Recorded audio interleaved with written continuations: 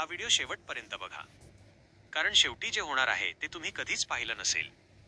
एका छोट्या गावात राहुल नावाचा मुलगा राहत होता. घरात खूप गरिबी. वडील आजारी, आई घरकाम करून पैसे कमवायची. राहुल रोज शाळेत जायचा, पण त्याच्या चप्पला फाटलेल्या, कपडे जुने. मित्र त्याचे टिंगल करायचे. एक दिवस शिक्षकांनी विचारलं, मोठा होऊन काय बनायचं आहे? सगळे मुलं हसले, पण राहुल म्हणाला, मी मोठा होऊन खूप श्रीमंत बनेन, माझ्या आईला सुख देईन. सगळे हसायला लागले, पण त्याच्या डोळ्यात आत्मविश्वास होता. एक दिवस अचानक राहुलच्या वडिलांचा मृत्यू झाला. घरात एकच कमावणारी आई. आई म्हणाली, बाळा, आता तू शाळा सोड, कामाला लाग. राहुलच्या डोळ्यात पाणी आलं, पण तो म्हणाला, आई, मी कामही करेन आणि शिक्षणही घेईन. राहुल सकाळी पेपर टाकायचा, दुपारी शाळा. संध्याकाळी हॉटेलमध्ये काम. लोक त्याला कमी लेखायचे. तू काही मोठं करू शकत नाहीस.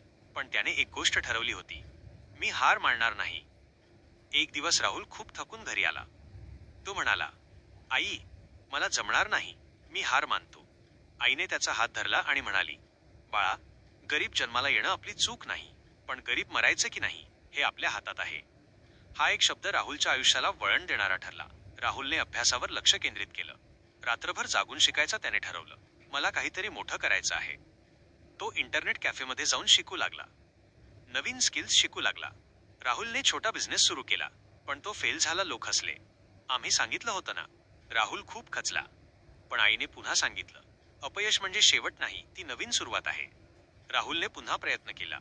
यावेळी त्याने ऑनलाईन काम सुरू केलं. हळूहळू त्याला पैसे मिळू लागले. त्याचा आत्मविश्वास वाढला. काही वर्षांनी राहुल एक यशस्वी उद्योजक बनला. त्याने आईसाठी मोठं घर घेतलं. आईच्या डोळ्यात आनंदाश्रू आले. आई म्हणाली, आज माझं स्वप्न पूर्ण झालं.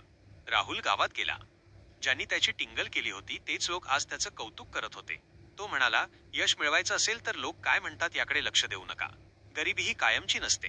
मेहनत आणि विश्वास असेल तर काहीही शक्य आहे. आई वडिलांचा आशीर्वाद असेल तर यश नक्की मिळतं. अशा प्रेरणादायी व्हिडिओसाठी चॅनल सबस्क्राईब करा. धन्यवाद.